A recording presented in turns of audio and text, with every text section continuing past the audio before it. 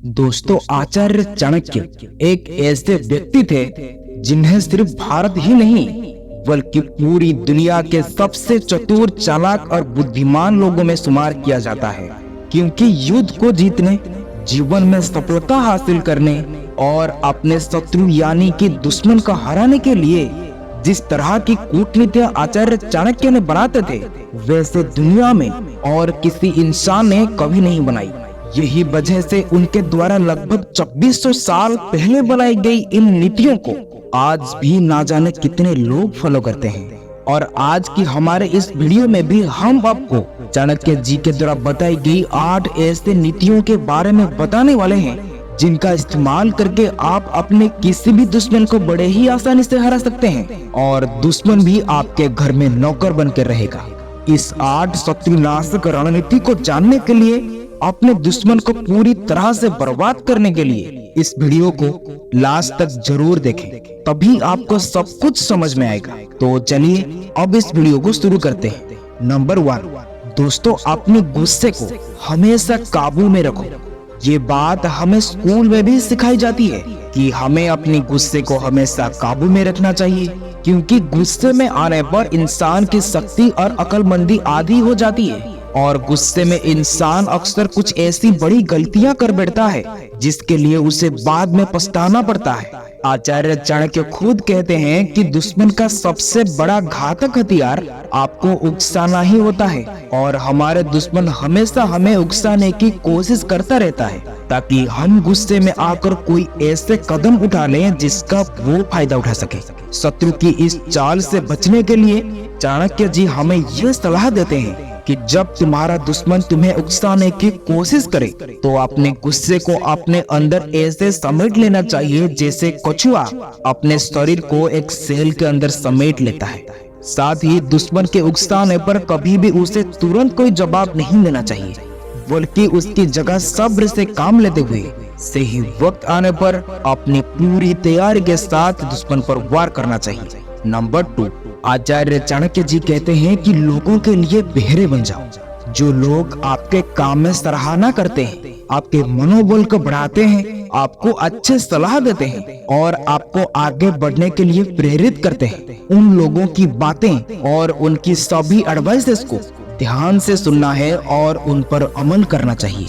लेकिन जो लोग आपका बुरा चाहते हैं, आपके बारे में बुरे बातें करते हैं, आपके मनोबल को तोड़ते हैं और आपके दिमाग में नेगेटिव बातें डालते हैं, ऐसे लोगों के लिए आपको बहरे बन जाना ही सही है।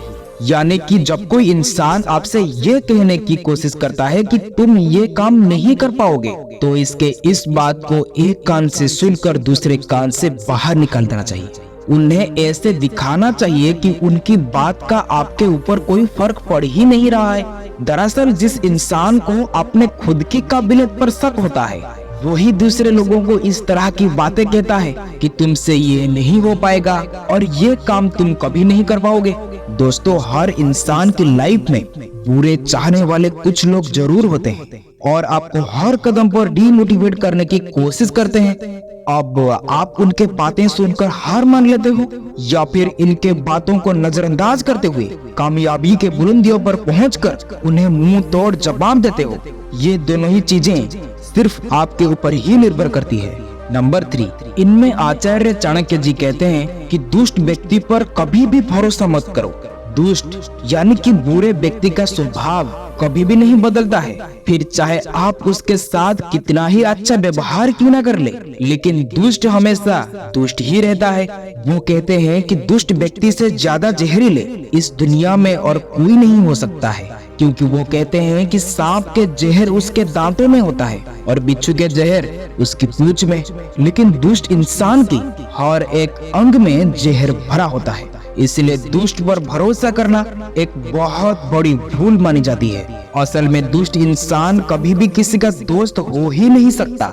इसलिए चाणक्य दुष्ट लोगों के साथ ठीक वैसे ही बर्ताव करने के लिए कहते हैं कि जैसे एक जहरीले सांप के साथ किया जाता है, यानी कि जिस तरह जहरीले सांप के फन को कुचल दिया जाता है, ठीक वैसे ही दुष्ट लोगों के साथ भी किया जाना चाहिए। नंबर 4, अगर हाथ में जहर फैल जाए तो उसे काट के फेंक दो। दोस्तों, आचार्य चाणक्य कहते हैं कि अगर हाथ में जहर फैल जाए तो उसको काट देना ही बेहतर होता है, क्योंकि अगर उस जहरीले हाथ को ना काटा गया तो उसका जहर पूरे शरीर में फैल जाएगा, जिससे ना तो सिर्फ शरीर के दूसरे हिस्से को नुकसान होगा बल्कि उसकी वजह से उस इंसान की मौत भी हो सकती है। असल में चाणक्य ये कहना चाहते हैं कि ऐसे इंसान जो आपका बहुत ज्यादा करीब है, अगर उसके बारे में आपको ये पता चला कि वो अंदर ही अंदर आपका बुरा चाहता है, तो फिर उस इंसान से हमें तुरंत ही दूरी बना लेनी चाहिए, क्योंकि यही वो दुश्मन होते हैं जो कि आपको सबसे गहरा घाव पहुंचाते हैं। ये दुश्मन आपका कोई भाई, आपका कोई दोस्त, रिश्तेदार और यहाँ तक कि आपकी पत्नी भी हो सकती है। दरअसल ये लोग ऊपर से तो ये दिखाते हैं कि वो आपके सगे हैं, लेकिन अंदर ही अंदर वो आपसे बेइंतहा नफरत करते हैं। और इससे पहले कि वो आपको अपने इस नफरत की आग में भस्म कर दे, आपको ऐसे लोगों को खुद से दूर कर देना चाहिए। आचार्य चाणक्य कहते हैं कि दुश्मनों को कभी भी घायल करके मत छोड़ो। रोग, सांप और शत्रु, इन तीनों को कभी भी घायल करके नहीं छोड़ना चाहिए, क्योंकि रोग यानी कि बीमारी का अगर पूरा इलाज किया नहीं गया तो फिर वो किसी भी समय दोबारा उभर सकता है।